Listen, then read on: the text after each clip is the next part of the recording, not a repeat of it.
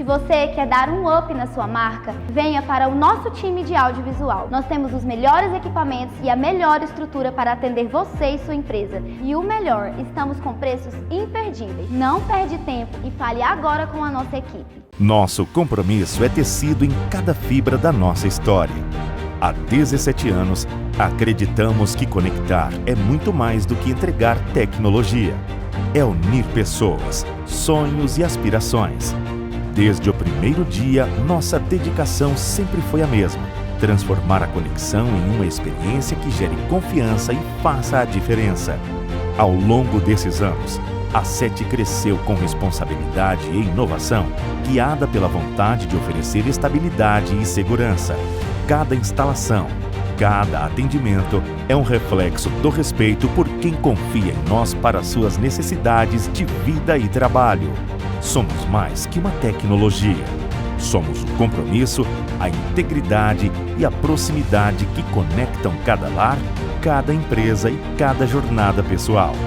É com essa essência que avançamos, expandindo nossa rede e cuidando das conexões que fortalecem os laços entre as pessoas e o mundo. SET Fibra, conectando histórias e inspirando vidas. Há 17 anos transformando a conexão em mais do que serviço, em um elo de confiança. Fumo Alvorada, onde a paixão pelo cigarro se transforma em tradição. Desde 1963, oferecemos a melhor qualidade para os apreciadores que buscam um sabor inigualável. Aproveite a experiência. Alvorada, a emoção de um verdadeiro cigarro. Mas atenção, fumar provoca diversos males à saúde. A pele fica bonita, fica dizendo que fica nada. Olá, está entrando no ar mais um Talco Show. E o programa hoje, gente, eu costumo dizer, é clichê falar tudo isso, mas o programa está imperdível. Hoje tem um quadro novo, meu estagiário favorito, que está aqui do meu lado. No decorrer da entrevista, ele vai dar um pitaquinho ali, e vamos ver se ele vai estar aprovado, tá? Mas antes eu quero fazer os agradecimentos dos meus apoiadores, dos meus amigos. Eu quero agradecer o Hipermercado Céu Azul em nome do Cleovan. Gente, o Céu Azul, todo final de mês, cai na sexta, tem um dia D.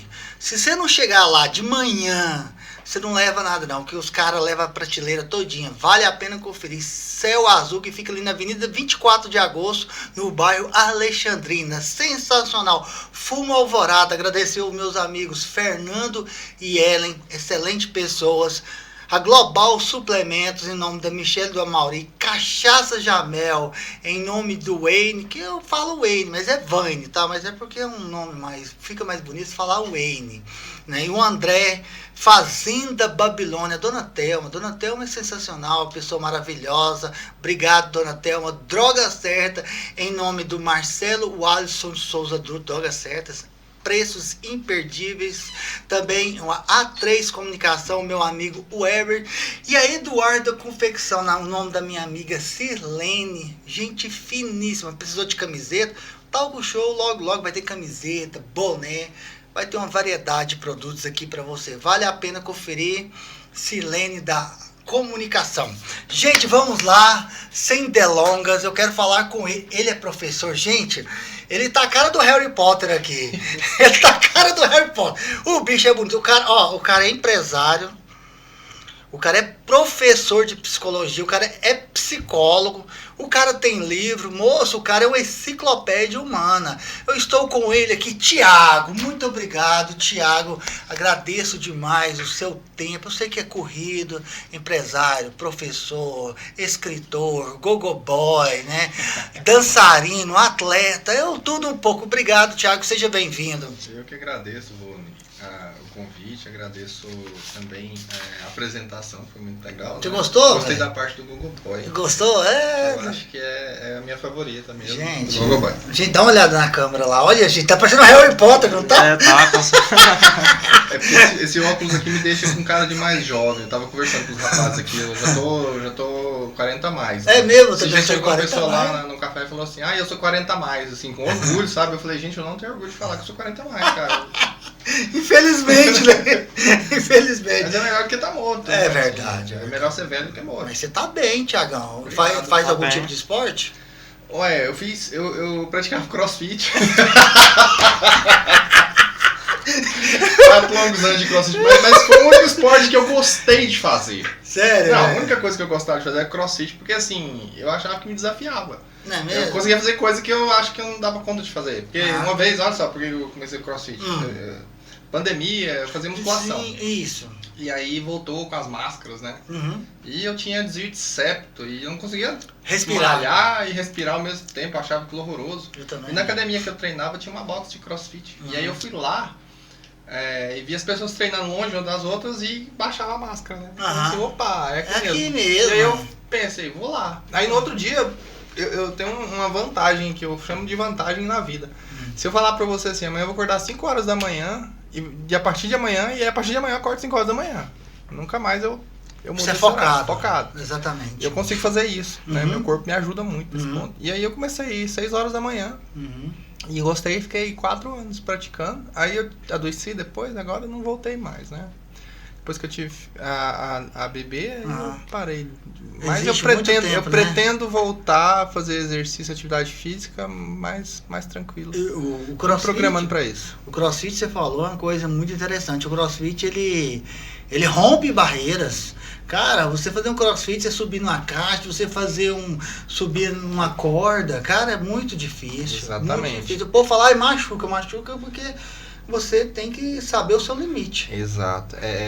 O pessoal tem muito preconceito, né, com o crossfit. Exatamente. Eu falo que assim é o esporte mais legal que existe e o mais intenso. Uhum. Se eu pegar uma pessoa que pratica musculação e colocar ela para um treino de crossfit, ela morre. Ela não consegue. Não consegue. Agora, se você pegar alguém de crossfit e pôr pra fazer musculação, Cara, vai de tranquilo. boa, vai de boa. Suave. É verdade, eu nunca tinha pensado por Exatamente. isso, Thiago. Faz Não, sentido. Faz sentido. Gente, antes eu tenho que apresentar hoje. Hoje eu tô com um quadro novo, né? Eu tô com um rapaz também muito novo aqui, diga-se de passagem, um rapaz brilhante, mora nos Estados Unidos, em Novinho. Minnesota dos Estados Unidos, e o quadro chama-se como o quadro? Posso ir, você não me apresentou antes, não. Eu não te apresentei seu quadro, não. Eu tô brincando. Meu estagiário favorito. Eu só tô brincando, a gente inventou isso aqui agora. Então Improvisou, né? eu tô com o João Vitor, não avisei nada. O João Vitor que mora em Minnesota, nos Estados Unidos, norte-americano. Tem quanto tempo que você mora lá, João Vitor? 7 anos, 7 anos? eu fui com 10. Parabéns. João Vitor, eu trouxe o João Vitor hoje pra ele fazer dar uns pitacos aqui, só pra dar um foco. Tá gostando, João Vitor? Com certeza, né? Muito Vai lá um na- apresentador. olhando pra câmera, Um lá. Um apresentador Bonito. Savone, é lindo, Aí, bonito. tá- começou bem. Com os olhos cativantes. Rapaz, que estagiário bom. Cadê a maçã? Qual maçã? Uai, todo estagiário traz uma maçã pro chefe, É não igual traz? aluno, Ah, é né? verdade. Era pra ter trago a maçã. Seja bem-vindo, João Vitor, fica à vontade, tá bom? Certo. Obrigado. Vamos dar início ao programa aqui. Hoje que eu tô com ele, que é o professor Thiago, que ele é escritor. Thiago, a gente já falou só de crossfit, mas a gente não falou de você. Quem é o Thiago? Fica à vontade, porque eu não gosto de fazer o release. Release ali, eu gosto que a pessoa fica mais à vontade, que você pode errar alguma coisa ali, mas como você fala de você mesmo, então fica à vontade para falar quem é o Thiago. Então, o Thiago é como você diz, né? Na verdade, eu não sou, eu estou, né? Eu estou professor, estou funcionário público e estou auxiliar de empresário. Na verdade, é a empresa da minha esposa. Aham. E eu acabo ajudando ela das mais diversas maneiras, desde fazer uma torta lá com ela, né? Comprar um café. Uhum. Apesar de que nossos cafés todos vêm de fora, né? Então a compra é sempre online ou por telefone. E assim, a minha trajetória de vida, assim, eu sempre gostei de estudar. Uhum.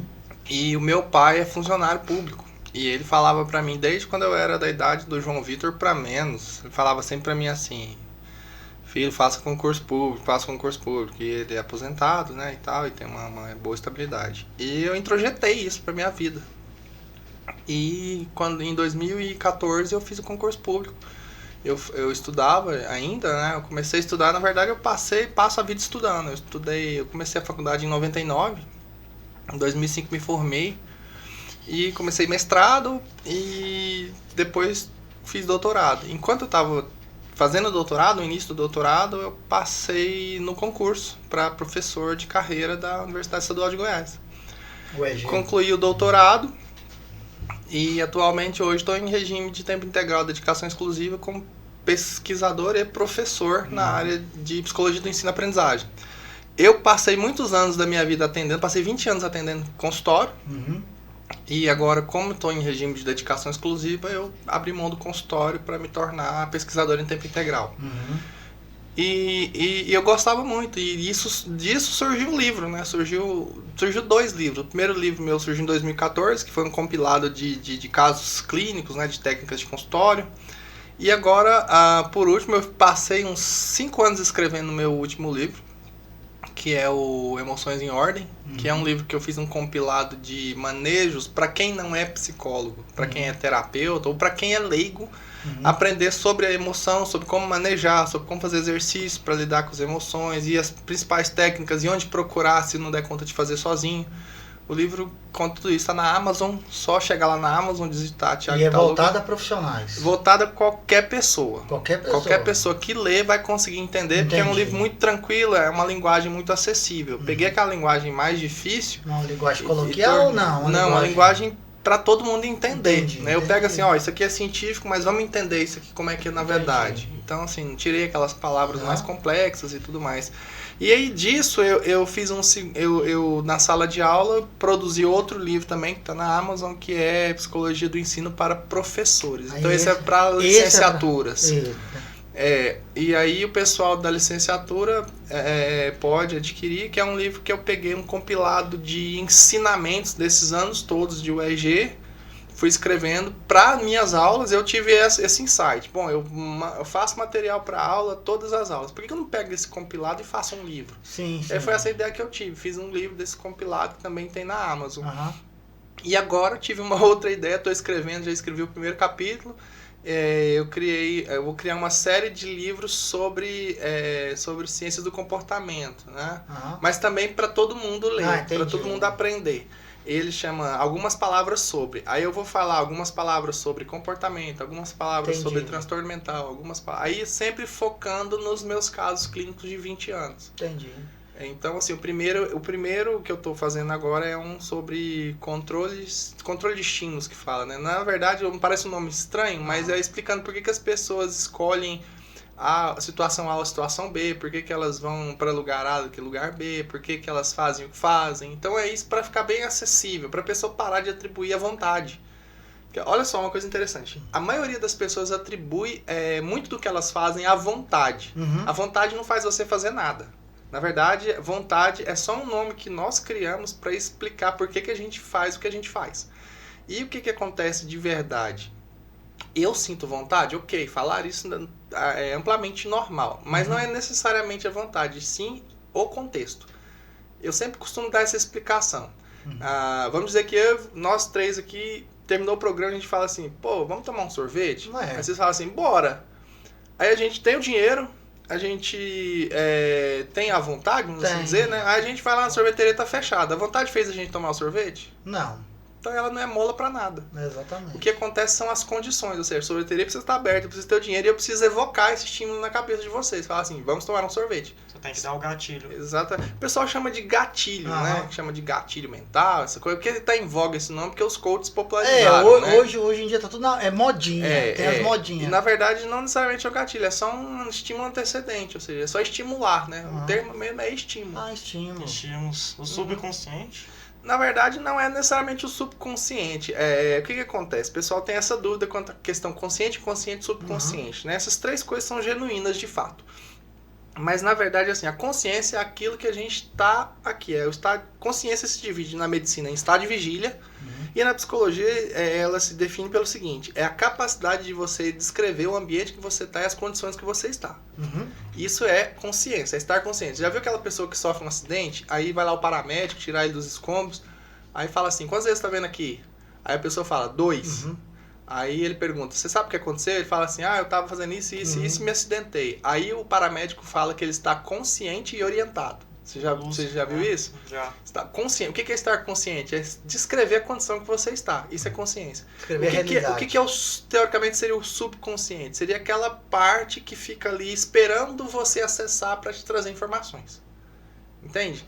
seria mais ou menos um pré-consciente, ou seja, a memória, a cognição, a capacidade de resolver um problema fica ali, entre aspas, armazenado, porque a gente não tem um armazenamento no cérebro, não existe isso, né? Existem sinapses que evocam, a partir do momento que você entra em contato com os estímulos, as sinapses evocam os comportamentos passados. E o inconsciente é aquele lugar que você não está necessariamente consciente, ou seja, você não sabe descrever o que está acontecendo. Você já viu aquele momento que você fala assim, você está lá resolvendo um problema e de repente você resolveu. Aí alguém te pergunta, fala assim, Fone, como é que você fez isso? Você fala assim, sei lá, só fiz. Já passou por isso? Sim, isso é o sim, inconsciente. Tem coisa que tem que ir mais pra prática, né? Exatamente. Então, assim, isso não... Eu tô falando em um termo de ciência comportamental. Não tô falando em termos de psicanálise, que tem uma outra ideia, uma outra vertente. E é genuína também, mas não é uma área de estudo minha, né? A minha área de estudo é outra. Então, eu não poderia falar de outra área, porque até eu estaria falando coisa errada. Não tem, né, propriedade. Exato. Mas voltando aqui à nossa pauta, Thiago, o que te levou a ser um professor de psicologia, né? Porque geralmente as pessoas falam assim, você é médico para ajudar as pessoas, né? E o que te levou a ser um professor de psicologia para causar um impacto na sociedade, para estar ajudando, para estar agregando? Geralmente as pessoas quando falam, você é médico porque eu passei por situação X e eu quero resolver essa situação das futuras pessoas, de ajudar de um modo geral, né? E por que o Thiago se tornou psicólogo? Vamos lá. São duas coisas. A primeira é ser professor. Todo mundo pode ser professor, na verdade todo mundo é um pouco professor. A questão é que nem todo mundo sabe ensinar e nem todo mundo é bom para fazer isso e nem todo mundo aprende. Existe uma diferença muito grande entre ensinar e aprender. Exatamente, porque você pode saber, mas você não sabe transmitir. E é essa a questão. Todo mundo fala que professor transmite conhecimento, isso é muito errado. O professor não transmite nada. O professor tem que criar condição para o cara aprender. E aprender é mudar comportamento. Se eu ensino algo a você e você não muda comportamento, você não aprendeu nada. Então eu não te ensinei. Eu simplesmente comuniquei. E esse é um problema hoje. A gente tem um excesso de conteúdo hoje. Hoje a gente tem conteúdo demais. A gente tem chat GPT. Tem. A gente, até aquela piada, né? Seu médico pode estar te atendendo com chat GPT. Todo mundo fala isso. Exatamente. Então assim, hoje tem isso tudo. E assim, como eu digo, ser professor, todo mundo pode ser. A questão é que nem todo mundo consegue ensinar. Então existe essa diferença. E o que aconteceu na minha vida para eu me tornar professor? Foi no ensino médio, quando teve uma aula na disciplina de literatura, que eu tinha uma professora chamada Maria do Carmo, eu gostava muito dessa professora. E ela falou assim, vocês têm que dar uma aula. Todo mundo na turma tinha que dar uma aula. E isso nunca tinha acontecido comigo. E aí ela sorteou uns temas e o meu tema foi clonagem. Na época estava muito em voga, né, em 98, clonagem. E eu não sabia nada sobre isso. Da ovelha Dolly e tudo mais. E eu não sabia nada sobre isso, não tinha internet. Não tinha como pesquisar na internet, não existia isso. Não existia. E aí o que aconteceu? Eu fui atrás de um biólogo, perguntar para ele o que era isso, né, que era a tal da clonagem. Aí ele me ensinou e tudo mais. Aí eu tô lá na sala de aula, no dia da minha aula, por acaso, o diretor da escola foi assistir a aula. E aí, o mais interessante é que assistindo a aula e tal, e eu lá falando, e o clone e tal, a Dolly pegou da glândula mamária da ovelha para produzir a Dolly. Aí no final da aula eu falei, e aí gente, tem perguntas? Aí ele levantou a mão e falou assim, por que da glândula mamária? Eu não sabia a resposta, mas eu falei assim, olha, eu não sei a resposta, mas na minha percepção do que eu tenho aprendido aqui na biologia, eu acredito que seja a célula mais diferenciada, ou seja, a mais perfeita que poderia ter para poder tirar dela. Porque claro. Tem que ter algum motivo para tirar daquele lugar. Exatamente. E aí ele virou e falou, e ele era biólogo também, e ele falou assim, não, você tá certo. E isso eu achei muito bacana, eu gostei muito de ter dado essa aula. Do questionamento dele. Muito, eu gostei muito de estar ali naquele lugar. E aí, quando eu entrei para a faculdade, eu me inspirei muito no meu professor, que inclusive foi meu orientador de graduação, que é o professor Flávio Borges. E eu olhava as aulas dele e falava, bicho, eu quero ser igual a esse cara. E o mais interessante é que eu me formei, terminei o mestrado, fui trabalhar com ele. Fui ser professor na mesma universidade que eu estudei. Então isso foi muito bacana na minha vida. Eu costumo dizer assim, ensinar é você criar condições para que alguém aprenda. E criar as condições e aprender é mudar comportamento. Se eu não mudo comportamento, eu não aprendi. Então, nem todo mundo pode ser professor, mas todo mundo tem um pouquinho de professor. Porque a gente aprende e muda comportamento o tempo todo. Bacana. E quais são as principais habilidades para se tornar um professor de psicologia eficaz? Hoje eu só tô entrando de sola hoje, velho. Hoje o trem tá bom. Hoje. Nossa, o chat GPT me ajudou demais nessas perguntas. Meu Deus do céu. Ai, vou ter que constar o chat GPT também. Vou ter que constar. Então, na verdade, para ser um professor eficaz, eu preciso ter um tripé. Eu preciso ter conteúdo. Claro. E não só conteúdo, eu preciso ter conhecimento naquilo que eu O carisma me ajuda propus. bastante também, né? Eu preciso ter didática, ou seja, eu tenho que saber falar, eu tenho que saber exemplificar, e eu preciso ter integridade naquilo que eu ensino. Eu preciso viver aquilo que eu ensino. Se eu não viver aquilo que eu ensino, não serve pra nada. Ou seja, muita gente faz parte daquela galera, né? Faça o que eu falo, mas não faça o que eu faço. Aham. Ou seja, eu faço uma coisa, mas na verdade estou dizendo outra. E isso não adianta. A pessoa, para ser um professor genuinamente bom, ela precisa de fato ter esse tripé. Se ela não tiver esse tripé, não adianta, não serve para nada. E eu costumo muito a me espelhar nos meus outros professores, que eram pessoas que sabiam, tinham domínio daquilo que faziam, tinham conhecimento naquilo que propunham a fazer, e o mais interessante, eles tinham empatia. Eles se colocavam no lugar de quem já estava ali aprendendo, porque a gente um dia também foi aprendiz. Claro. Eu chego nos meus alunos e falo assim, gente, eu não dou prova. Eu não dou prova, Sério, porque eu cara? acho que aquilo é uma perda de tempo. O Brasil, decoreba. o Brasil é o país que tem o segundo lugar no ranking de sofrimento com ansiedade à prova. Cara, que Só perde para bacana, a Índia. Que bacana, você não dá Só prova. perde para a Índia. A Índia é o primeiro porque tem mais gente. Índia não, China. Só perde para a China, porque a China tem mais pessoas estudando do que no Brasil. População, né? Mais população, é por número. Ou seja, os alunos aqui, você vai ver que tem aluno que passa 5, 6 anos fazendo cursinho para passar em medicina. O cara sabe o que ele está fazendo, ele sabe o conteúdo. Por que ele não passa? Porque o nível de estresse e ansiedade pré-prova dele é absurdo. Então o que acontece? A prova hoje no Brasil não era para ser assim, veja bem. A gente fez ensino fundamental, ensino médio e vai lá pro cursinho. Você passa a sua vida fazendo prova. O que aconteceu? Os professores, ao longo dessa destinação de tempo sua, tornou prova uma coisa extremamente adversa, aversiva. Você tem horror àquilo. Ninguém ensinou para você que prova é só mais uma coisa que você tem que fazer. Então o que acontece? Isso reflete na vida. Ou seja, as provas que eu tenho na vida a gente tem que ver como mais uma coisa que eu preciso resolver. Mais um problema. E aí a gente foi condicionado na infância que prova é para sofrer, que problema é para sofrer. Problema nada mais, nada menos é que uma situação também que eu ainda não tenho um repertório pronto de resolução. Eu só preciso desenvolver o repertório, ou seja, só preciso desenvolver o comportamento de solução. E aí, por isso que eu nunca tive problema com prova. Eu fiz 4 concursos, passei nos 4.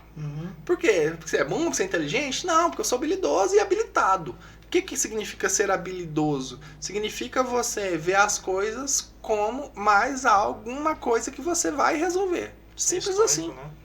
Exatamente. Você precisa encarar que, assim, eu chegava na sala de aula, tinha uma colega, ela ficava pé da vida, porque eu chegava hoje tem prova, eu falava, o quê? Hoje tem prova. Aí eu ia lá, beleza, vamos fazer a prova. Não sofri com aquilo. Ia lá, fazia a prova, tirava 8, 9, ela chegava, tirava 5. Ela ficava pé da vida, falava, por que você tirou 8 e eu tirei 5? Eu falo assim, cara, porque eu não sofro com isso. Não é uma coisa pra eu sofrer, é uma coisa pra eu resolver. Mas deixa eu te perguntar, quando você fazia a prova, os seus professores avisavam antecipadamente ou você, era surpresa? Não. Assim, na faculdade é porque eu não prestava atenção mesmo. Eles falavam que tinha, eu esquecia. Eu tenho TDAH diagnosticado, eu já tomei Ritalina. Hoje não tomo, porque Ritalina traz uns efeitos muito adversos. É muito bom, assim, mas traz efeito muito adverso a longo prazo. E hoje eu pratico mindfulness, né? Então eles falavam da prova, mindfulness, né? Atenção plena.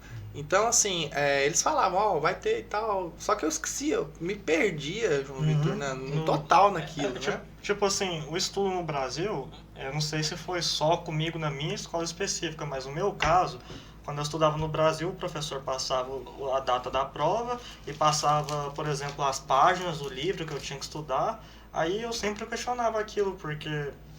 no caso, eu só ia pegar, memorizar aqueles trechos, escrever numa folha de papel e aquilo ia definir se eu era bom ou ruim. Já nos Estados Unidos, quando eu estudava lá, eles não passavam muito assim a data da prova, era mais, surpresa. Você pegava e fazia. É o correto, porque assim, a prova é para avaliar o que você sabe, não o que você decorou. Porque você decora o e Brasil, esquece. o ensino no Brasil é muito podre. Por que eu falo isso? E eu sou polêmico. O pessoal acha isso polêmico. Por que eu falo que é podre? Que é um método arcaico, antigo, baseado, não vou citar nomes, numa pessoa que você sabe quem é, que fala um monte de baboseira, mas não traz resultado, não traz resolução. Exatamente. E a gente aprende muita coisa que não serve para nada. Exatamente. Tem muitas coisas que você vai... Acho que 90% do que a gente aprende na escola é inútil. É inútil. É inútil. Não, tem muitas coisas Por que... exemplo, você chega num aluno de ensino médio e fala para ele assim: cara, faz um cálculo de juro composto porque eu vou comprar um imóvel e vou pagar juro de tanto. Faz aí para mim. Ele não sabe. Ele não sabe nem Vira como pra ele, banco funciona. Você vira para ele e fala assim: cara, você sabe o que é renda fixa, renda variável, o que é uma ação? Por que existem ações? Por que existem empresas listadas numa bolsa de valores? Eles não sabem. Não. Então, assim, é inútil. Conhecimento escolar, eu falo mesmo, é inútil. Até os próprios professores que eu converso falam, cara, é inútil. Eu conto uma história. Quando eu tava na 6ª série, eu era um super preguiçoso, desmotivado, desanimado. Era 2, então. E aí eu sentava no fundo da sala e um dia a professora chegou.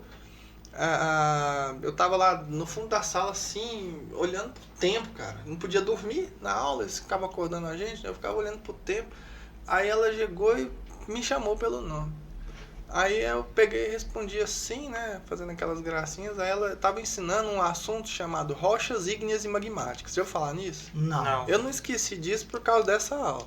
Rocha ígnea magmática é aquela rocha que forma parte do contato da lava do vulcão com oxigênio. É de uma pedra preta. Aquilo é uma rocha tipo ígnea. obsídio, né? Eu não sei, eu lembro disso. Talvez mudou o nome, né? Eu não sei, porque faz muitos anos que eu saí de lá. Aí a professora falou assim: você tá prestando atenção? Eu falei assim: professora, em quê? Aí ela: eu tô ensinando isso aqui. Eu olhei pro quadro, tava lá, rochas ígneas magmáticas. Aí eu falei assim: professora, o que é isso? Aí ela falou assim, aí ela explicou que era a rocha do vulcão. Aí eu virei pra ela e falei assim: beleza, professor, pode fazer uma pergunta? Ela: pode. Eu falei assim: vamos dizer que eu cresça e... Não, eu perguntei: tem isso no Brasil? Aí ela: não tem rocha ígnea magmática no Brasil, não tem vulcão no Brasil. Aí eu falei assim: onde tem vulcão? Ela falou: na Terra do Fogo, na Argentina, né? Nos países lá do Ocidente, tem vulcão. Eu falei assim: vamos dizer, professora, que eu vou crescer, vou ficar muito rico e vou viajar para esses lugares para chegar lá e ver um vulcão. Eu vou chegar lá, ver o vulcão, admirar, que legal. Eu vou chegar e olhar para a rocha magmática. E depois? O que eu vou fazer com isso? Vai agregar no quê, né? Aí eu falei assim, aí eu fiz isso, claro que foi uma coisa de aluno de ensino fundamental, né? Hoje eu vejo a importância de saber o que é uma rocha magmática, pelo vulcão, as placas tectônicas, tudo isso é importante, que é coisa do mundo, né? Claro. Geografia. Mas hoje pra mim faz sentido. Naquela época, que sentido aquilo fazia pra mim? Nenhum. Zero. Então, o ensino no Brasil hoje não faz sentido para o aluno. O aluno tem maturidade suficiente para saber essas coisas. Então, ele tinha que ter mais maturidade, tinha que ser mais bem instruído, para que ele pudesse usar esse potencial que todo mundo tem. Todo mundo tem um potencial absurdo, cara, de produzir, de ser inteligente, de ser habilidoso, de fazer algo assim que faz a coisa crescer. Mas, infelizmente, o ensino no Brasil, ele ainda precisa... E quem faz o ensino no Brasil não é professor. Não. Então esse é o nosso problema maior. Então, já pegando esse gancho seu, quais são os principais desafios hoje para um professor, para um estudioso de psicologia, na sua opinião? O desafio hoje é o próprio o próprio conteúdo em si, é a própria área de pesquisa em si. O desafio é a área, ou seja, para eu ser um bom estudante ou pesquisador na área da psicologia, que é uma área ainda muito jovem, ou seja, nós temos uma ciência com um pouco mais de 100 anos de existência, que se tornou algo que a gente pode hoje ir numa faculdade e falar, vou fazer psicologia. Há 100 anos atrás não tinha uma faculdade de psicologia. Não tinha. Chegava e falava assim, vou fazer faculdade de psicologia. Não, só tinha matérias de psicologia soltas em outros cursos. Hoje eu posso ir fazer um curso de psicologia. E o maior desafio de quem faz psicologia hoje é que, por ser uma ciência nova, ela encontrou um paradigma. Ou seja, as pessoas não falam a mesma língua. Isso até é estranho de se falar, né? Mas, por exemplo, quando eu vou estudar psicologia, eu vou estudar muita coisa e muitas dessas coisas não farão sentido. E muitas dessas outras coisas farão sentido porque eu me tornei próximo disso. Faz pra mim, assim, é afetivo pra mim. Muitas dessas coisas são afetuosas, eu me toquei daquilo, aquilo tocou em mim. Então o desafio maior é entender que tudo dentro da psicologia tem um porquê, e isso para nós não é muito claro, e a gente precisa também saber que na psicologia a gente está lidando com pessoas, a gente está lidando com comportamento, a gente está lidando com algo que é uma caixa preta, estou lidando com a mente, com o cérebro, estou lidando com a neurologia, com a ciência, estou lidando com algo que é muito difícil de entender, que é muito difícil de estudar. É fácil fazer anatomia, eu ver pedaços de corpo, mas é difícil, porque não tem como fazer uma anatomia da mente. É muito difícil. Por quê? Porque a gente é em construção. Nós ainda estamos sendo construídos. Esse é o desafio. Ou seja, é como eu costumo dizer, eu não posso ser uma pessoa que vai para a psicologia porque eu procuro uma autoajuda. Ela não vai me ajudar em nada. Fazer psicologia para me ajudar é jogar dinheiro no lixo. É melhor você pegar o dinheiro, investir em imóvel, porque ao longo de 5 anos você vai comprar quase um imóvel pagando faculdade, e pegar parte desse dinheiro e fazer terapia. Você vai ser muito mais bem resolvido. Tem muita gente que vai por causa disso. Fala assim, eu quero me ajudar, eu quero ajudar os outros. Cara, isso também é outro problema. Fala assim, eu quero fazer psicologia porque eu quero ajudar as pessoas. Na verdade, você pode ajudar a pessoa fazendo qualquer coisa. Você pode ajudar, às vezes, sem ser psicólogo, muito mais do que formado em psicologia. Pegando esse gancho seu, a psicologia ajuda as pessoas realmente? A psicologia em si não ajuda as pessoas. A psicologia em si ela é uma ciência, ela é uma área de estudo. Reformulando, quando você procura um psicólogo, esse psicólogo ajuda realmente as pessoas? Ajuda quem quer ser ajudado. Essa é a questão. A psicologia só ajuda quem tem vontade de ser ajudado. E como que funciona isso? Veja bem, muitas pessoas vão à terapia porque quer resposta pronta. É tipo ir no coach, no padre, no pastor, no bispo, que vai ter a palavra-chave. Que vai ter um negócio para fazer vocês... A eureka, pum, explodiu. Todo mundo quer uma coisa imediata. Exato. A gente é remédio, né? A gente quer ser remediado, a gente não quer ser resolvido. A questão é essa, a psicologia não é remédio, ela é resolução. E resolução leva tempo, disposição e motivação. Ou seja, e motivação é uma causa estabelecida. Ou seja, é eu ter uma mola, algo aqui de fora de mim que me faça seguir aquele caminho. E eu faço terapia todas as semanas. E eu, com certeza, tenho assim, um nível de aproveitamento absurdo na terapia. Por quê? Porque eu entendi que uma pessoa consegue olhar de fora melhor do que eu. Uma pessoa consegue me apontar alguns lugares para eu ir que eu não pensei.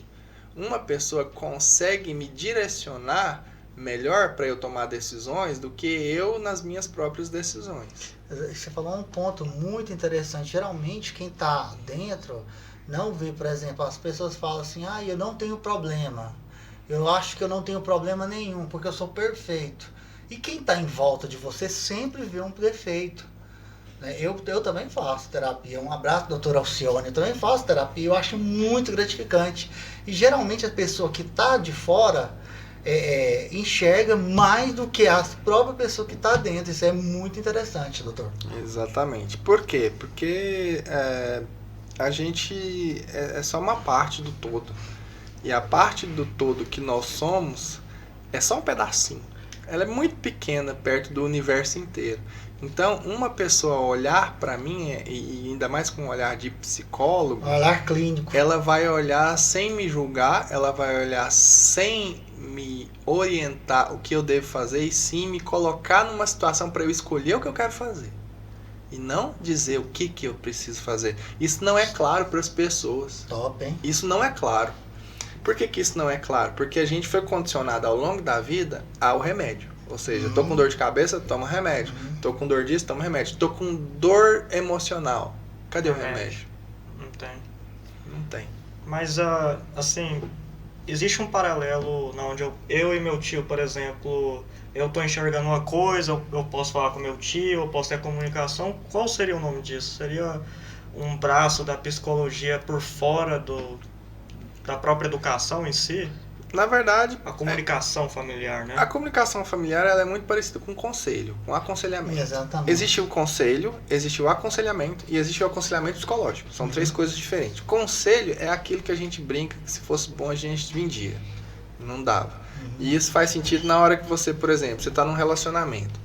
Aí você tem uma namorada. Aí vocês terminaram por um motivo muito ruim, vocês tiveram uma briga feia. E aí você tá conversando com um colega seu, ele vira pra você e fala assim, pô, cara, faz isso e isso. Você vai lá e faz, não resolve seu problema. Por quê? São duas histórias diferentes em situações semelhantes. Isso é um conselho. O aconselhamento é você chegar em alguém que tem uma propriedade, que tem uma certa propriedade, que tem um conhecimento maior que o seu. Por exemplo, seu tio já tem uma história de vida, fala, tio, eu tô pensando em fazer isso, o que você acha? Aí ele vai falar a opinião dele, vai falar, olha, se eu fosse você eu não faria isso, ou se eu fosse você eu faria isso. Isso é aconselhar. Agora, o aconselhamento psicológico é um momento que o psicólogo vai olhar para você, vai te direcionar, mas não vai falar o que você precisa necessariamente fazer. Ele só vai abrir a sua cabeça para você enxergar as possibilidades. Aquilo num prazo mais curto. Ou seja, numa sessão só, ou em 2 encontros. Isso, então são 3 coisas que a gente precisa prestar muita atenção. Conselho... Eu preciso de conselhos, é ótimo. Conselho é instrução. Instrução é o que eu uso para poder fazer a maior parte das coisas que eu faço na vida. Aconselhar é interessante porque vem de pessoas que tiveram mais experiência que eu, mais história de vida, seu tio, por exemplo. E a pessoa fala com amor, pensando Exatamente. no bem. Ela fala pensando naquilo que ela acredita que seja o melhor para você, baseado na história dela. Mas nem sempre vai funcionar. Por quê? Porque são 2 histórias diferentes. É tipo, no caso... Eu acho que é mais interessante ser uma orientação. Ah, certo. No caso, às vezes, a experiência de vida dele determina uma coisa que não vai determinar na minha experiência de vida. Porque são momentos diferentes. Entendi. Pensa comigo, eu sou da década de 80, você é 2008. 2008. Então, assim, tem uma diferença muito grande entre essa geração. Totalmente. Tem muita coisa que a gente Tecnologia, viveu. economia, Tecnologia. guerra. Hoje, minha bebê hoje pega o celular e já põe o dedinho. Ela tem 8 meses, cara. É impressionante. Ela olha a foto dela, ela ri. Ela tem a foto dela aqui, ela olha, ela ri. E pega, e eu vou tomar dela, acha ruim. Ou seja, e eu fico tomando todo cuidado do mundo, porque eu não quero dar tela pra ela. Mas ela já nasceu nesse mundo. Ou seja, quando eu mostrar as coisas antigamente pra ela, ela vai olhar e falar assim, meu Deus, que cafona, que brega, que coisa... Era assim que era o mundo. Então são momentos diferentes, então são circunstâncias diferentes. A gente, o meu orientador no doutorado, ele falava uma coisa muito legal. Ele falava assim, todo mundo fazia perguntas esdrúxulas pra ele, né? Professor, por que o mundo é assim? Por que isso é assim? Não sei o quê. Por que as pessoas fazem isso? Por que as pessoas são desse jeito? Ele virava e simplesmente falava assim, olhe para a história de vida, olha para trás. Se você olhar para trás, você consegue entender como é que foi construído o que tem hoje. Então a nossa história é a chave para a gente entender o que a gente vive, o que a gente é hoje. Então você é hoje o que sua história te construir, você vai continuar construindo isso aí. Então ninguém está pronto. Aí é por isso que eu falo, a gente tem que ter muito cuidado, muita perspicácia. Tem que analisar tudo e principalmente assim, uma das coisas que a gente não vai fugir delas é da experiência de erro. Todo mundo vai errar, a gente precisa errar. A gente precisa errar, a gente precisa sofrer para a gente poder desenvolver a habilidade de lidar com essas situações, de lidar com essas circunstâncias. Agora uma pergunta também que não está na pauta, mas as pessoas sempre perguntam, isso aí eu acho que é do modo geral. Qual a diferença entre a psicologia e a psiquiatria? As pessoas, e qual que é a diferença, tal, né? Então ninguém hoje, quase ninguém sabe a diferença. Tem muita diferença. A diferença é muito grande. Bom, vamos falar em termos científicos. A diferença entre a psicologia e a psiquiatria em termos científicos é que a psiquiatria lida com o transtorno mental com base na biologia. Ou seja, ela vai na biologia do cérebro e tenta corrigir através de medicação algum problema que está acontecendo ali naquele contexto. Ou seja, uma pessoa que tem um transtorno bipolar do humor, o médico vai medicar com estabilizadores de humor. Então ele vai ver que existe uma defasagem, uma deficiência de algum tipo de composto bioquímico e vai corrigir essa falha. O psiquiatra, ele é médico, né? Ele estudou medicina e ele fez ali 2-3 anos de psiquiatria, estudando ali basicamente focado nas doenças mentais. O psicólogo, ele estudou 5 anos para trabalhar com comportamento em geral, não só na área de saúde mental. Nossa área de estudo de saúde mental, na psicologia, no curso, é pequena. A gente estuda um ano e meio de psicopatologia para entender um pouco das doenças mentais, mas a gente estuda muito sobre comportamento humano.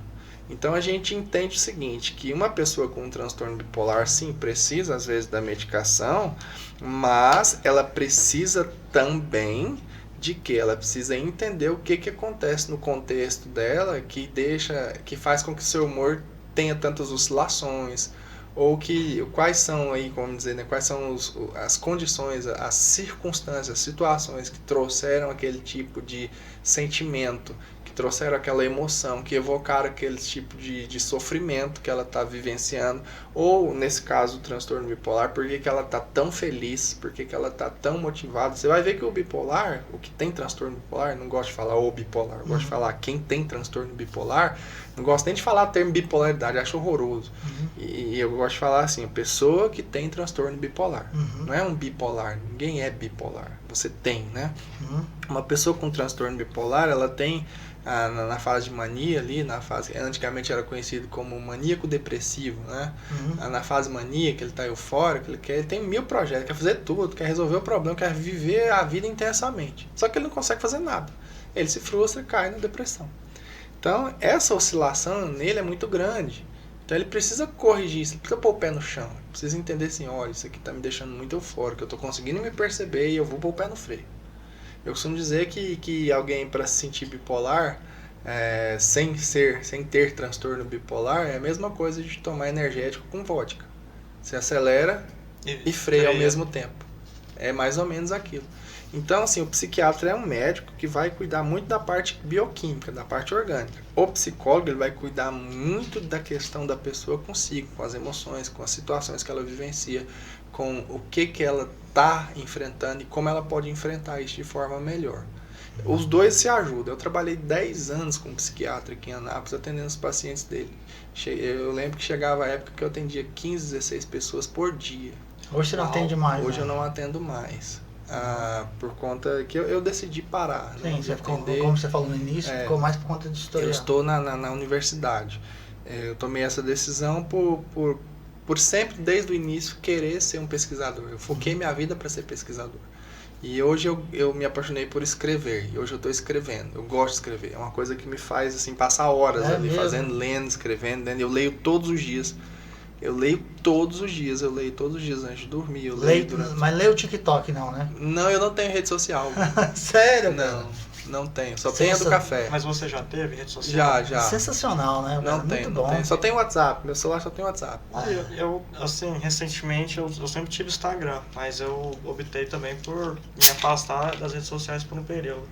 Eu não consigo explicar por que eu quis fazer isso. Não teve nenhuma coisa que me instruiu, algum evento grande assim. Você conseguiria talvez me iluminar para saber o motivo? Na verdade, se você olhar pela ciência do comportamento, tudo tem motivo. Ou seja, nossos comportamentos eles são consequenciados por coisas boas ou ruins. E as consequências do que eu faço que me fazem continuar a fazer. Veja só, se você tirou suas redes sociais, possivelmente alguém deve ter chegado em você e falado assim, nossa, parabéns, que legal. Começou a te elogiar, ou começou a falar, você tá mais produtivo, tá vendo? Você vai ficar mais focado. E aquilo começa a te trazer mais prazer, mais satisfação. E isso vai mantendo você longe das redes sociais. Nosso comportamento, ele é, como diz, né, os livros de ciência do comportamento, ele é governado pelas consequências. Exatamente. Tudo que produz do meu comportamento, mantém o meu comportamento ou não. Se alguém virasse pra você e começasse a falar assim, não, larga de ser bobo, volta sua rede social, não sei o quê. Ou se uma crushzinha virar e falar assim, me passa seu Instagram, você quer muito a crush? O que você vai fazer? Vou ativar meu Instagram. Então tudo tem motivo. Todos os motivos existem, eles estão aí, às vezes a gente não presta atenção. Tudo tem um porquê. O que acontece? Muitas vezes a gente está tão desfocado dos porquês que começa a achar que é aleatório. Então tudo tem um motivo, tudo tem uma razão. Se a gente começar a olhar para as consequências do que nós fazemos, a gente consegue entender o que está acontecendo e por que a gente faz o que a gente faz. É verdade. Doutor, você falou uma coisa muito interessante aqui. Nós vivemos hoje em um mundo em que as pessoas vivem de likes. Né? A minha vida vai determinar quantos likes eu ganhei. Eu postei tal coisa, a minha vida vai depender de quantos comentários eu tive. E isso aí hoje em dia eu acho que prejudica, se não estiver ganhando dinheiro, acho que a pessoa, eu acho que prejudica um pouco, é a minha opinião, sabe? Né? Eu acho que a pessoa hoje vive mais por questão de rede social. Acho que isso prejudica muito. E se distrai, né? É o que eu digo. O que acontece? Hoje, a tecnologia, ela popularizou o contato. E o que acontece? As redes sociais, elas são um depósito infinito de dopamina. Ou seja, a dopamina é um neurotransmissor que faz a gente sentir muito prazer. E o fato da gente sentir muito prazer faz com que a gente queira cada vez mais ficar dopaminado, vamos assim dizer. E o que as redes sociais fizeram? Elas fizeram isso, elas trouxeram um depósito infinito de dopamina. E quando a gente sai das redes sociais, o que acontece? Aquela sensação de ausência de prazer, ela é muito forte. E aí a pessoa começa a ficar irritada, começa a ficar preguiçosa, procrastinadora. E aí o que ela faz? Ela volta para a rede social para ter de volta ali a dopamina que ficou defasada. Só que isso está causando um problema sério, porque os likes, como você dizem, também são... É como se fosse assim, tem um nível A de dopamina para estar na rede social e o nível B, que é mais alto, de dopamina para receber likes. Receber likes é prazeroso demais, faz a pessoa querer ficar ali mais tempo e tudo mais naquele cenário. E o que isso está causando? Está causando muitos problemas, porque a dopamina, ela é um neurotransmissor que, de fato, se a pessoa tem um nível alto que ela chega, ela vai chegar uma hora que aquilo não vai mais trazer a satisfação que estava trazendo anteriormente. Então ela vai precisar de mais. Só que o corpo não consegue produzir. E o que acontece quando para de produzir? O que acontece com o drogado? A tolerância. Ou seja, existe uma tolerância e existe ali um nível também de abstinência.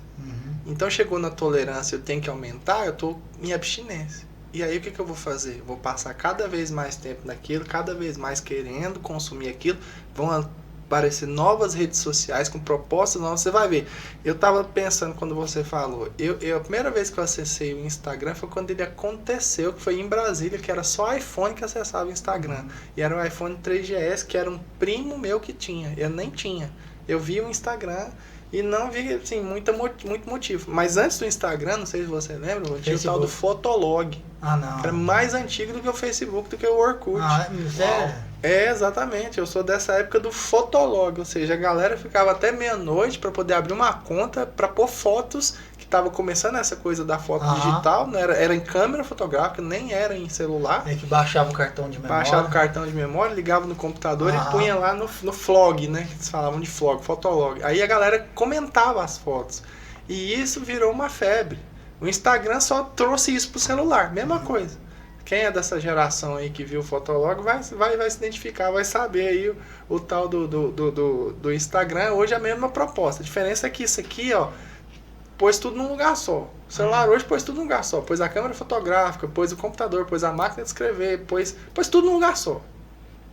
Né? Pôs o livro, pôs tudo aqui. Sim. Aí o que acontece? Tá fácil, tá acessível, eu vou ficar ali nos likes e tal. E você vai ver que hoje é mais difícil ganhar likes, porque as pessoas não estão gostando de dar like em nada, elas estão seletivas. Faz sentido. Né? Elas estão seletivas nos likes que elas estão colocando. Por que elas estão seletivas assim? Porque a coisa tem que ser muito absurdamente legal para ela poder colocar um coraçãozinho. Para um pico de dopamina bater, exatamente. Tem que ser absurdamente. Tem que ser muito absurdo. Então você vai ver que os caras que produzem conteúdo falam, deixa seu like, não sei o que, eles quase imploram a pessoa assim, para fazer isso. Por quê? Porque as pessoas hoje estão muito seletivas, o nível de exigência está crescendo dentro desse contexto. E eu não sei onde isso vai parar, né? Na verdade, assim, eu acho que não é errado ter rede social, nada a ver. Não. A questão é como você lida com isso, como você tem... autocontrole. E eu costumo dizer que autocontrole é uma coisa que a gente precisa cultivar até pra gente ter uma vida em paz, uma vida saudável. Ou seja, a gente não vai chegar ali no nirvana, né, de ser perfeito, a gente vai chegar na plenitude. E é isso que a gente precisa, ter pleno. Ou seja, eu preciso estar aqui agora, não preciso estar lá atrás nem lá na frente. Se eu estiver lá atrás, eu estou sofrendo. Pra você ter uma ideia, saudade é um sentimento não é bom. Saudade ruim. Você está sentindo falta de uma coisa que você teve. Exatamente. Você sente saudade de alguém que morreu, é horrível. É horrível. Não é bom. Você sente saudade de uma viagem que você fez, eu sinto saudade das últimas viagens que eu faço, eu acho horrível. Porque eu queria estar lá, não queria estar aqui. Exatamente. Aí o que acontece? Saudade não é um sentimento maravilhoso. O pessoal romantiza a saudade. E a ansiedade é péssimo também. O pessoal romantiza a ansiedade. Eu estou muito ansioso. Ninguém é ansioso. As pessoas ficam ansiosas. E a ansiedade é uma coisa patológica. Ou seja, eu estar em sofrimento por algo que eu ainda não vivi e nem sei se vai acontecer. Nem sei se eu vou viver. Então, a gente precisa estar pleno aqui agora. Por isso que eu falei no início que eu pratico mindfulness. Ou seja, eu estou aqui agora. Eu estou dirigindo, eu estou aqui. Eu não estou pensando na conta que eu tenho que pagar porque ela não chegou. Como é que eu vou fazer uma coisa que não aconteceu ainda? Eu não posso ficar focado naquilo que não veio. Eu preciso focar no que eu tenho agora. Amanhã vai chegar. Ontem passou. Eu tenho só agora. Então, o que eu tenho agora é que eu preciso fazer aqui e agora. Eu não posso me prender no que foi ou no que vai ser. Senão eu vou passar uma vida de sofrimento e chegar lá no final eu vou ter só arrependimento. O Volney, meu tio, né? Assim, quando eu tava aprendendo a dirigir, o que ele me falava era para eu não deixar a máquina me controlar, eu tinha que ter controle sobre a máquina, né? Então hoje em dia, como você falou, talvez o telefone em si é uma máquina que muitas pessoas estão deixando o consumo chegar em um ponto que o celular está controlando a vida delas, né? As escolhas, as decisões, se é uma modinha no momento, por exemplo, o que a pessoa tal, o que o artista tal tá vestindo, eu tenho que vestir igual. Então aquilo ali meio que vira, tipo, controla a vida da maioria das pessoas. Né? É a influência. Gente, nós estamos falando com o doutor Tiago, ele que é historiador, professor, psicólogo, gogoboy, dançarino, ator e cantor. Ele falou muito... DJ, você esqueceu do DJ. Eu sou DJ. Nossa, DJ, isso DJ. é verdade. Eu sou músico e DJ. É verdade. Sou tecladista. Falou demais sobre psicologia. Agora vamos passar para outro assunto, outro tema, professor. Que é cafeteria, que é uma paixão que você criou recentemente. Tem recentemente ou não tem?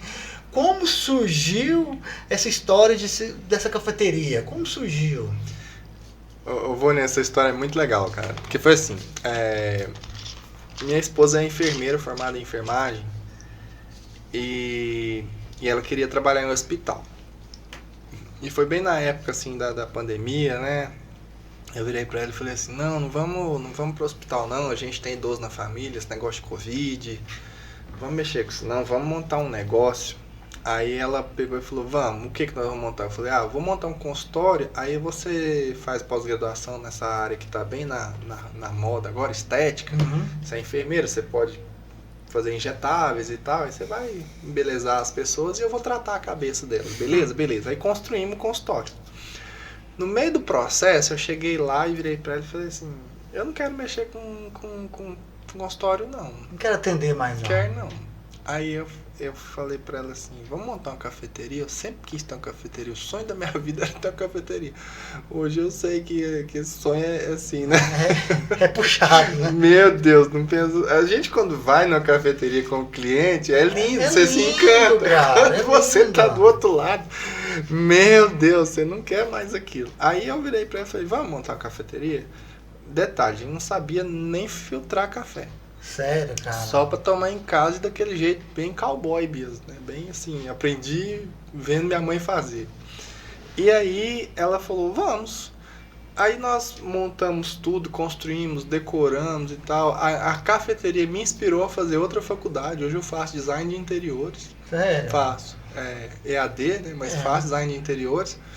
E aí nós construímos a cafeteria, aprendemos tudo do zero. Desde fazer café, de fazer cappuccino na máquina italiana, tudo do zero.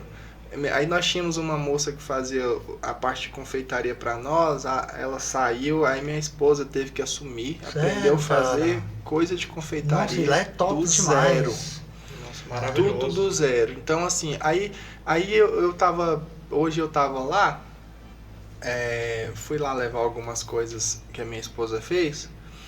E aí tinha duas moças lá sentadas e elas passaram um tempão lá conversando e aquilo me inspirou eu pensei assim, gente, aqui é um lugar para as pessoas virem parar o tempo. Aproveitar porque a vida é corrida demais agora, vai para um lado, vai pro outro.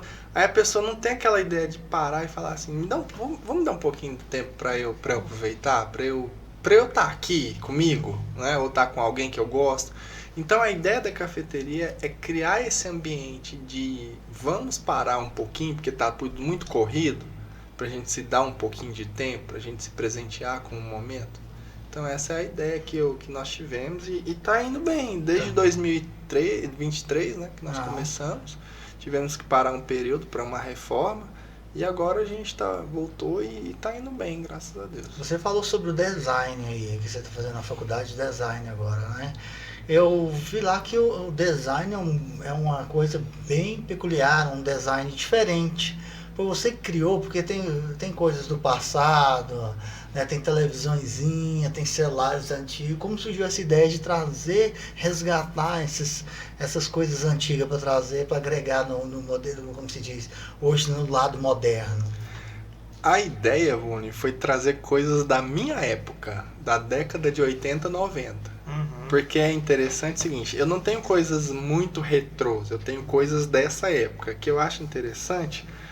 O pai às vezes chega com o filho lá e mostra as coisas pro filho e fala: filho, isso aqui é da minha época, essa coisa era assim, isso aqui era desse jeito, e ele se encanta, ele vive aquele momento. Então assim, a ideia é trazer esse conforto para a pessoa chegar lá e ter essa viagem de volta àquele momento. E isso faz com que a pessoa se sinta assim, feliz por ela ter vivido, ela se sente em casa. Então lá eu tenho, por exemplo, Discman, que é uma coisa que ninguém mais sabe, ninguém tem criança que chega lá, máquina de escrever, que eu aprendi a datilografar, o pessoal adora mexer na máquina de escrever lá, tem, por exemplo, TV de tubo, videocassete. Tem uma TVzinha pequenininha lá. É um sistema de câmera. O primeiro sistema de câmera que veio pro Brasil de monitoramento, é uma câmera. Show de bola. Então, né? assim, são coisas dessa época. Por exemplo, tem máquina fotográfica, tem celular, por exemplo, o iPhone mais antigo, tem o V3, o Nokia, o Tijorola, aqueles Motorola tijolão, né?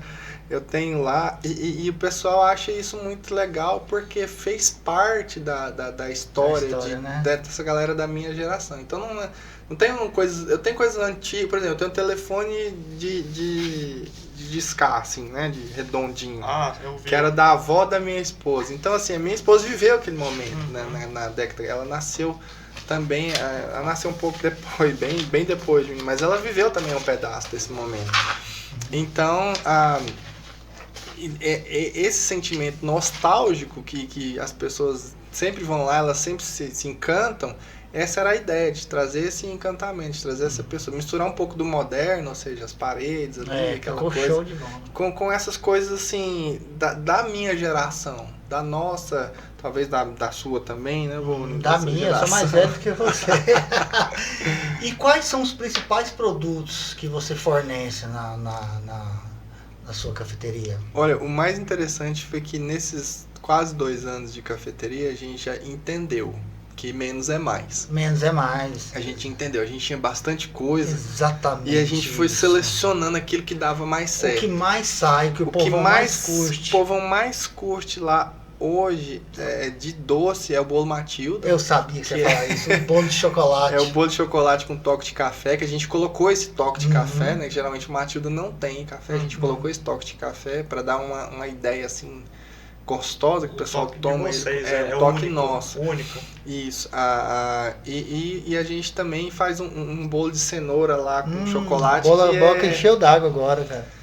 Então, assim, a gente faz essas coisas, mas a gente tenta dar o nosso toque especial. Entendi. A gente tenta colocar nossa identidade. Agora, uma das coisas que o pessoal ama lá, que é até interessante, veio uma moça esses dias e falou assim: olha, eu vim de outra cidade, eu já rodei aqui a cidade, já comi em todos os lugares, já comi em outras cafeterias, mas não tem igual de vocês. O que vocês fazem? E, na verdade, foi um laboratório para nós, que é a famosa cheesecake. Que era uma coisa que eu não gostava.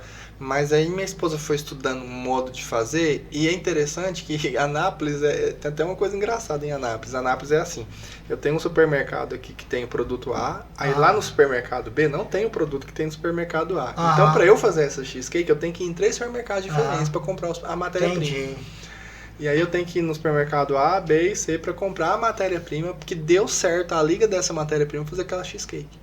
Então, o pessoal... Tem uma moça que passa quase todos os dias lá no horário do almoço, ela senta com um livro, pede uma cheesecake, água com gás e limãozinho dela lá, e lê o livro, come a cheesecake, e no final ela vira pra mim e fala assim, pelo amor de Deus, nunca mais vocês param de fazer isso aqui. Porque assim, ficou uma coisa assim, né, absurda, diferente, gostosa, leve. Então, nossos carros-chefes, né, são eles.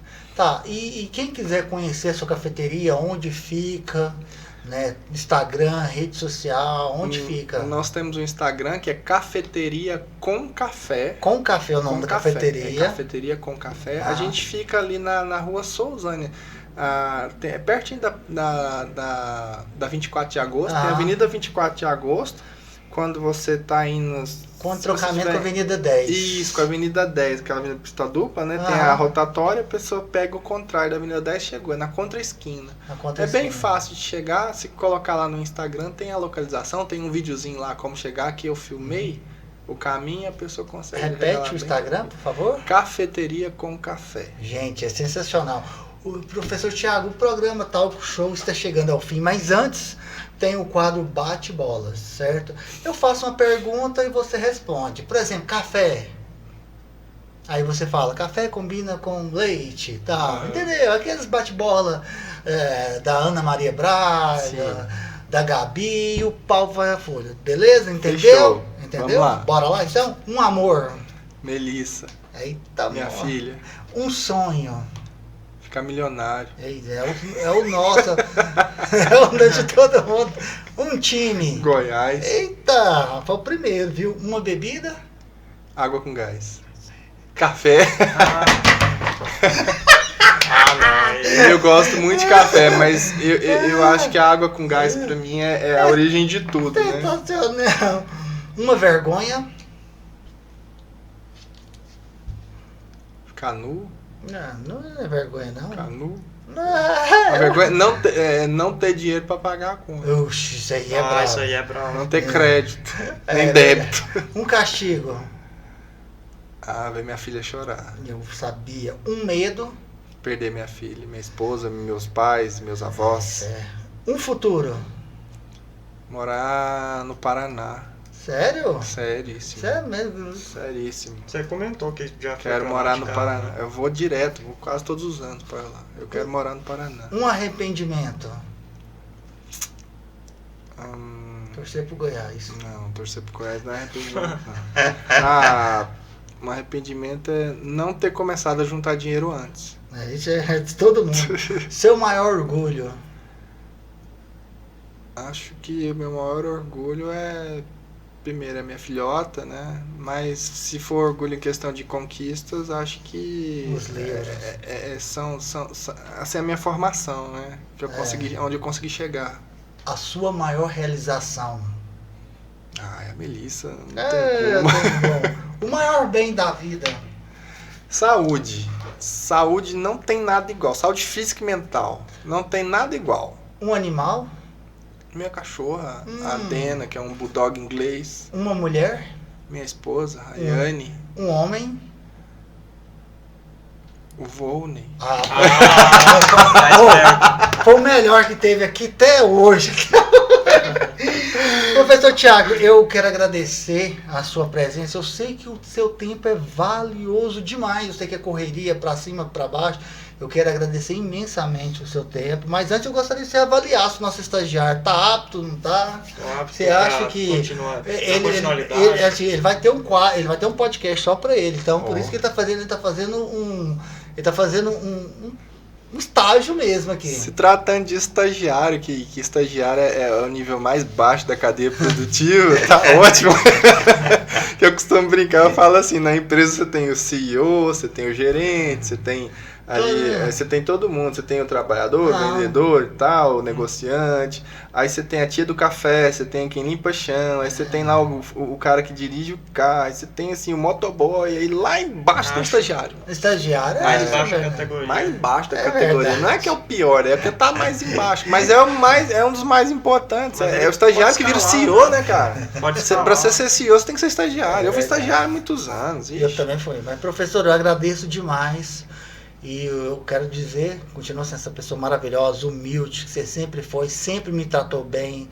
E isso é coisa que quase ninguém tem. Por você ser essa pessoa culta, inteligente, historiador, brutal, continua sendo humilde. Agradeço demais por você fazer parte da sua vida e ser seu amigo. Agradeço e falo que o Talk Show está sempre aberto para o senhor. E eu quero agradecer você, Vônio, pela entrevista. Eu acho seu programa sensacional, não perco nenhum. Acho o máximo, assim, as entrevistas são legais Obrigado. E é leve demais, né? É bom, né? É algo leve. E eu só desejo que cresça muito, cresça o Talk Show, assistam ao Talk Show, tá? Do Vônio, porque eu conheci o Vônio. O Vônio é esse cara incrível, comediante. Fala bonito, professor. Muito bom. E eu quero agradecer a todo mundo que assistiu, tá, pessoal? Deixar um abraço aí pra minha família, deixar um abraço para os nossos clientes da cafeteria, deixar um abraço para os meus alunos, meus colegas professores também, meus colegas de pró-reitoria de graduação da UEG. E a UEG, eu sou apaixonado da UEG, tá? E é isso. Obrigado, professor. Agradeço. Mas antes, Ó, tem uma lembrancinha aqui pro aí senhor. sim, Aqui, ó lá, ó, um kit da cachaça Aí Jamel para você curtir. maravilha. Tá vendo? Vou colocar uma lá pra enfeitar nosso Olha, espaço. mentira, Esse relógio aqui eu vou colocar lá, ó. mentira. Sensacional. Obrigado mesmo, Eu Thiago. agradeço. Obrigado, Cachaça Jamel. Ó, tamo junto. Obrigado. Gente, o programa Talk Show fica por aqui. E amanhã tem mais, mas antes fazer os agradecimentos dos meus amigos. Agradecer o Hipermercado Seu Azul, Cleovânio, a Nectar Sorvetes, Cachaça Jamel, que deu esse kit maravilhoso, Droga Certa, que tem no melhor lugar, os preços baixos, Fazenda Babilônia, Dona Thelma, obrigado aí, Dona Thelma. Logo eu vou ir tomar aquele cafezinho da manhã especial. A Eduarda Confecção precisou de uma beca, precisou de um jogo de camisa. Vai lá, Eduarda Confecção e a 3 Comunicação, estúdio maravilhoso. Precisou fazer qualquer tipo de evento, filmagem, entrevista, comercial, marketing. Fale com eles, a 3 Comunicação. E o programa Talk Show fica por aqui. Obrigado, meu estagiário, pela presença. Oh, foi bem, viu? Eu gostei do meu estagiário aqui hoje. E o Talk Show fica por aqui. Até amanhã, se Deus quiser. Um beijo a todos. Prontinho, gato. Pronto, gato. Fumo Alvorada, onde a paixão pelo cigarro se transforma em tradição. Desde 1963, oferecemos a melhor qualidade para os apreciadores que buscam um sabor inigualável. Aproveite a experiência. Alvorada, a emoção de um verdadeiro cigarro. Mas atenção, fumar provoca diversos males à saúde. Se você quer dar um up na sua marca, venha para o nosso time de audiovisual. Nós temos os melhores equipamentos e a melhor estrutura para atender você e sua empresa. E o melhor, estamos com preços imperdíveis. Não perde tempo e fale agora com a nossa equipe. Nosso compromisso é tecido em cada fibra da nossa história. Há 17 anos, acreditamos que conectar é muito mais do que entregar tecnologia. É unir pessoas, sonhos e aspirações. Desde o primeiro dia, nossa dedicação sempre foi a mesma: transformar a conexão em uma experiência que gere confiança e faça a diferença. Ao longo desses anos, a SET cresceu com responsabilidade e inovação, guiada pela vontade de oferecer estabilidade e segurança. Cada instalação, cada atendimento é um reflexo do respeito por quem confia em nós para suas necessidades de vida e trabalho. Somos mais que uma tecnologia. Somos o compromisso, a integridade e a proximidade que conectam cada lar, cada empresa e cada jornada pessoal. É com essa essência que avançamos, expandindo nossa rede e cuidando das conexões que fortalecem os laços entre as pessoas e o mundo. SET Fibra, conectando histórias e inspirando vidas. Há 17 anos transformando a conexão em mais do que serviço, em um elo de confiança.